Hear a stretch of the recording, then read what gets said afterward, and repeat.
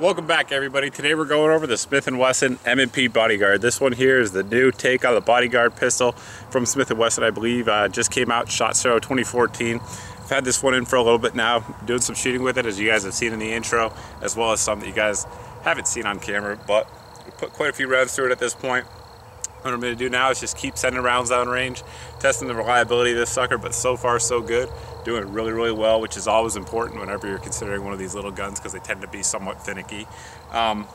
Get into some of the details of it, the differences between this gun and the previous model, and that'll pretty much do it. But for now, see if we can keep making the steel ring a little bit.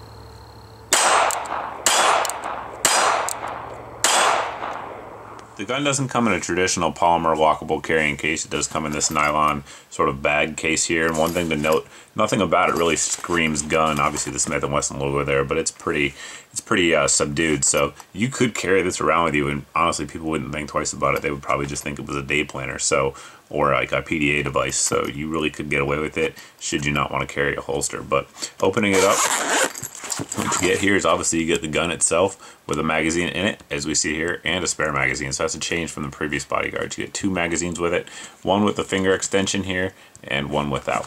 Taking it out of the case, and notice some of the differences here between this and the previous Bodyguard version. We'll just put them out here sort of back to back.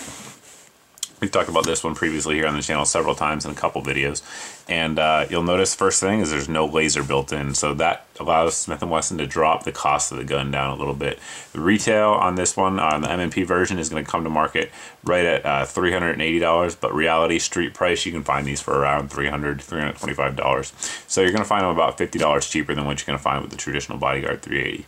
Now, you'll also notice the serrations are different. It has the M&P fish scale serrations, which I really like. I've talked about that previously on the channel when reviewing M&Ps. They do allow for you to get an excellent grip when running the slide and manipulating it, should you have to lock it back. It also changed the logo up here. You see it is marked M&P as opposed to over here with just the Smith & Wesson logo. Now, you'll notice on the gun here, it does come with no back style sights. For a pocket gun or a backup gun, as this gun is, they're very good sights. They have serrations on there, and they're blacked out front and rear. You absolutely can use them to get good groups. It works just fine. However, if you're going to carry it, one thing I do recommend is, since they are drift adjustable, so you can drift them right out of there, these big dot sights are excellent. I did a review on them in the past. If you guys haven't seen it, check it out. But for small carry guns like this, I kind of think they're ideal. For larger guns, maybe, maybe not. But for carry guns and backup guns like this, where you're not going to be shooting out at 25 yards, at least hopefully, I think they're an excellent option. You'll notice here it does have the polymer grip. It has some light stippling on it to allow you to get a good purchase on the pistol. Even with this extension here, you'll notice, though, I have very large hands, as many of you guys know, but you can only really get 2 fingers on there. But considering the gun does come in at 12 ounces and that 380 recoil is relatively mild, it's not really that big of a deal, and you still can shoot it very comfortably.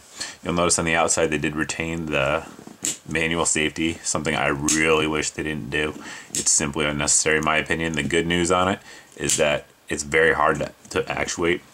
So the bad news is, for those of you guys that want to carry it with the safety on, it's very hard to turn off as well. So honestly, I recommend leaving it off and keeping it off. In the years that I've been carrying the Bodyguard, I've never had it come on accidentally. Obviously, you'll still want to be aware of that, but it is what it is. I just do wish they took it off. Now, removing the magazine, you'll see it is a nice stainless steel magazine. One issue, though, that you're going to find, and I called Smith & Wesson about this to see if it was a defect on the gun, and they said it wasn't. They said they're all like this. Because when you insert the magazine, even with ammo in it, it gets stuck right there at the mag catch.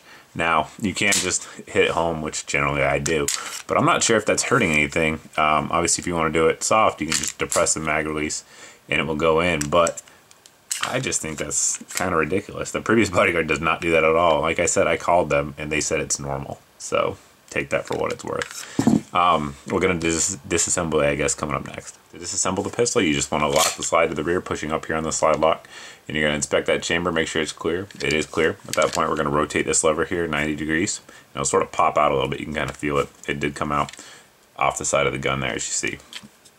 At this point, you just pull that lever out, and if you need to rotate it 180 degrees to get grip on it, that works fine. You're just going to pull it straight out, release the slide here, take it off, remove your guide rod. It is a stainless steel guide rod, as we see here. And there's dual springs on there. They are not captive, as you can see. Take the barrel out. The barrel here is 2 3/4 inch barrel. It is melanited, very, very durable finish, as is the slide, I should mention. So that slide finish is going to hold up extremely well. The melanite that Smith & Wesson puts on is excellent surface hardening treatment as well as a corrosion resistant treatment. So very, very good stuff. That's the disassembly of the pistol, as you can see there. Very simple, not a whole lot of moving parts. Putting it back together, exact opposite. You just put your barrel in, your guide rod and spring. And one sort of, I guess you could say, tricky thing here, you're going to put it back on the rails. You can note they're very long metal rails on here, something that you don't see on a lot of 380 pistols. And we're going to put the slide back on and lock it to the rear. Now one thing you want to note there, sometimes the barrel will get stuck back like it did there. Not stuck back, it'll go back, I should say.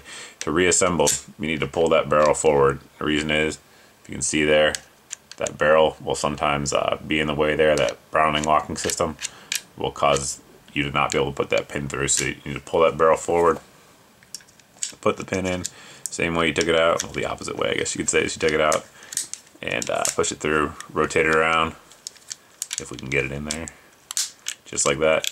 Let the slide go home, and it's reassembled.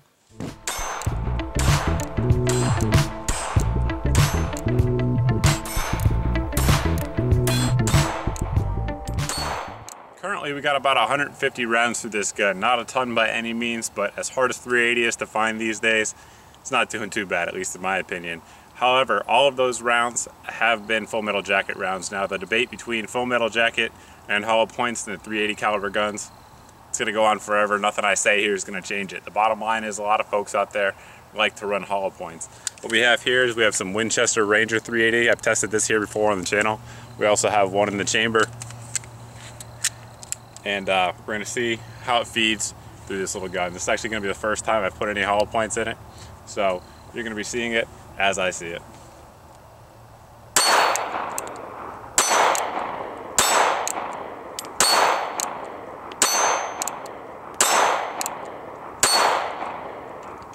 Tell you what, obviously fed just fine. I'm going to take a picture here of this target I just shot. We're standing there at 12 meters. I was actually pretty impressed by the accuracy of this gun with that ammo.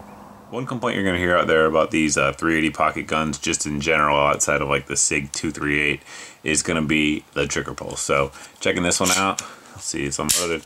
Trigger pull on this one starts very far out, so it's a nice long uptake, and it's heavy. It's very heavy. So it breaks all the way to the rear though, which is nice. In my opinion, that's excellent, the way it goes all the way back, so there's not a lot of over travel.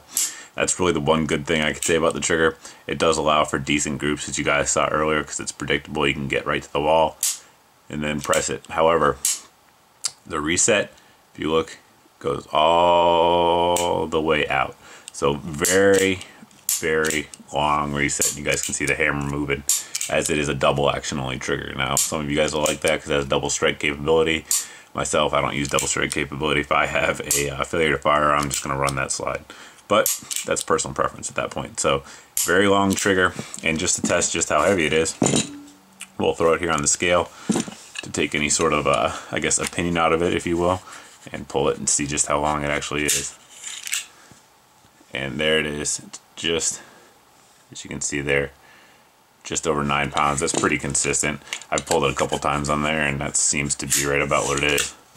And again, just over 9 pounds. So long, heavy trigger, but again, you have to think of the role of this gun. So it's designed to be sort of a backup gun, last ditch effort, up close and personal, get off me kind of gun. So for that role, not a terrible thing, but it's just something to consider when you pick up this gun. If you're a new shooter, probably not the gun you want to look at, just because it's going to be relatively difficult for you to shoot unless you have a little bit of experience. You just can't review a 380 gun without talking about the caliber in general. Now, the caliber, a lot of folks out there will say, why get that when you can have a 9mm? Well, I'll roll in some pictures at the end and you'll see what I'm talking about. The Smith & Wesson Shield is a relatively small, single stack 9mm gun. It's an excellent gun, but it's just not the same in terms of concealability as your 380. It's just not.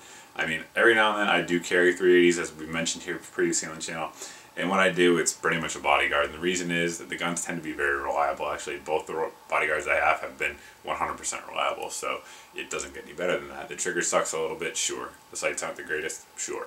But when you need it and somebody's up close and personal and you can't carry anything else for, depending on what situation you're in, what clothing you're wearing, it's a good option in my opinion. But all in all, it's an excellent gun. Comes to market at a very reasonable price.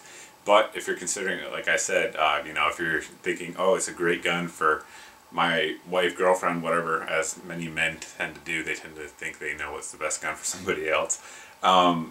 Remember that trigger in the sights. It may not be the best gun for somebody who's new to shooting. It may be small and cute, but maybe you want to look at a different option. But if you're an experienced shooter and you just want a gun that you can conceal really in any kind of clothing, excellent option. If you guys have any questions about this review, anything else I review here on the channel, you can always post below in the comments section. You can also post over at my Facebook page. But as always, guys, thanks for watching, thanks for subscribing, and I hope to see you in the next video.